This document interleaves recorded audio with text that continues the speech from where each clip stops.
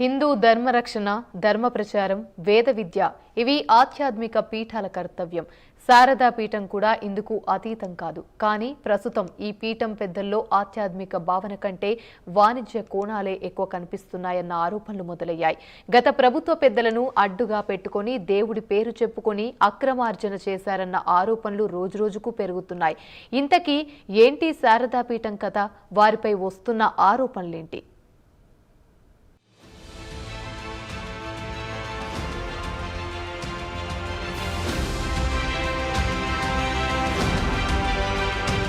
స్వామి స్వరూపానందేంద్ర సరస్వతి విశాఖ శారదాపీఠం అధిపతి. వైసీపీ ప్రభుత్వ హయాంలో ఓ వెలుగు వెలిగిన స్వామీజీ. అయితే ఆ సమయంలో ఎంత పేరొచ్చిందో ఇప్పుడు అంతకంటే ఎక్కువ వివాదాలు ఎదుర్కొంటున్నారు. కారణం ఆ పీఠం దక్కించుకున్న భూములు, వారికున్న పొలిటికల్ లింక్స్. ఇంతకీ వివాదమేంటంటే వైసీపీ హయాంలో శారదా పీఠానికి ప్రభుత్వం భారీగా భూములు కేటాయించింది. విశాఖలో వేద పాఠశాల ఏర్పాటు కోసం శారదా పీఠం భూమిని కోరింది స్వరూపానందేంద్ర. అధికారంలో ఉంది శిష్యుడు జగన్. ఇంకేముంది, ఎకరం 3 కోట్లు విలువ చేసే భూమిని కేవలం ₹1,00,000 చొప్పున 15 ఎకరాల భూమిని కేటాయించింది. అంటే కోట్ల విలువైన భూమిని 15 లక్షలకే కేటాయించింది. భీమిలి బీచ్ కి సమీపంలో సర్వే నెంబర్ 102, 103లో ఈ 15 ఎకరాల భూమి ఉంది.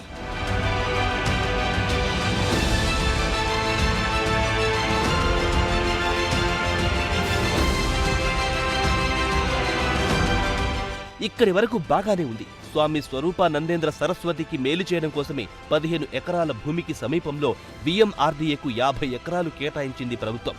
ఆ 50 ఎకరాల భూమి అభివృద్ధి పేరుతో శారదా పీఠానికి కేటాయించిన భూమికి సమీపంగా రోడ్లు డెవలప్ కూడా చేశారు. అంటే ఇండైరెక్ట్ గా BMRDA నిధులతో శారదా పీఠం స్వామివారికి ప్రత్యేక రోడ్లు, మౌలిక వసతులు కల్పించింది జగన్ ప్రభుత్వం. మరి ఈ కేటాయింపులు అక్కడితో ఆగిపోయాయా? లేదు. భీమిలిలో సముద్రం సమీపంలో ఒకచోట, అమరావతిలో యాగం చేసిన ప్రదేశానికి సమీపంలో మరోచోట, ప్రకాశం జిల్లాలో ఇంకో చోట, తిరుపతి, తిరుమలలో 2 చోట్ల భూములను కేటాయించింది జగన్ ప్రభుత్వం. సో మొత్తంగా చూసుకుంటే వైసీపీ ప్రభుత్వ హయాంలో భారీగా ల్యాండ్ బ్యాంక్ను ఏర్పాటు చేసుకుంది శారదా పీఠం.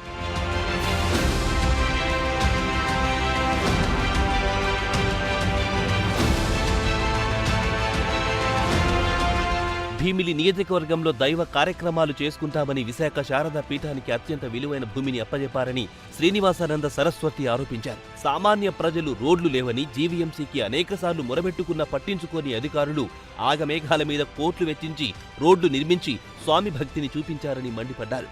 పర్యావరణ పరిరక్షణ అంటూ ఎన్నో సదస్సులు పెడుతున్న నేపథ్యంలో పర్యావరణాన్ని గత ప్రభుత్వం నాశనం చేసిందన్నారు. శారదా పీఠానికి వ్యాపార నిమిత్తం అతి తక్కువ రేటుకు గత ప్రభుత్వం భూములు కట్టబెట్టిందన్నారు. వెంటనే సీఎం చంద్రబాబు దీనిపై దృష్టి సారించి ఈ రిజిస్ట్రేషన్ను రద్దు చేసి పర్యావరణాన్ని రక్షించాలని కోరారు.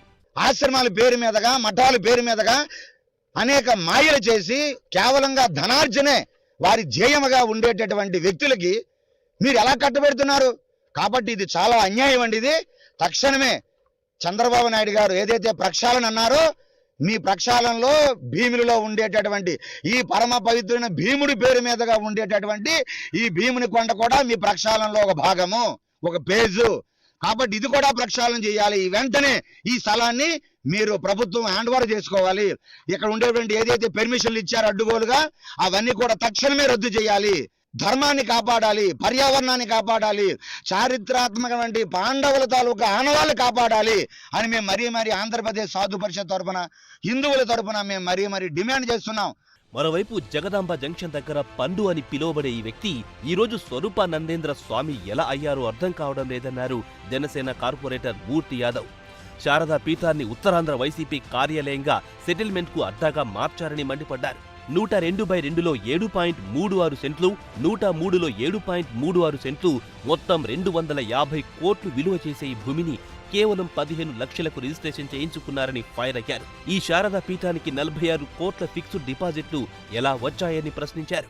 బ్లాక్ టికెట్లు అమ్ముకునేటువంటి పండు అని పిలువబడేటువంటి స్వరూపానంద సరస్వతిగా ఇవాళ నకిలీ స్వామిగా అవతారం ఎత్తినటువంటి, అదే అల్లిపురంలో షటిల్ బ్యాట్లకి గెట్టింగ్ కట్టుకునేటువంటి ఒక సామాన్య నకిలీ స్వామి ఎవరైతే ఉన్నారో, ఈ దొంగ స్వామి స్వరూపానంద సరస్వతి ఎవరైతే ఉన్నారో, స్వరూపానంద సరస్వతి అప్రకటిత శారదా పీఠం అని చెప్పి తనకు తానుగా సొంతంగా తన పీఠానికి అనుబంధంగా ఎటువంటి దేవాలయాలు లేకపోయినప్పటికీ కూడా వేద మంత్రాలు కానీ వేదాలు కానీ ఏమీ రానటువంటి స్వరూపానంద సరస్వతి శారదా పీఠం పెట్టి సాక్షాత్తు ఏదైతే చిన్నముసిరివాడలోనే రెవెన్యూ శాఖ భూముల్ని ఆక్రమిస్తే రెవెన్యూ శాఖ అధికారులు నోటీసులు ఇచ్చి జగన్మోహన్ రెడ్డి ప్రభుత్వం అండగా ఉందని చెప్పి వెనుదిరిగిన వైనాన్ని మనం చూసాం. దాంతో సరిపోకుండా శారదా పీఠాన్ని వైసీపీ క్యాంపు కార్యాలయంగా, ఉత్తరాంధ్ర క్యాంపు కార్యాలయంగా,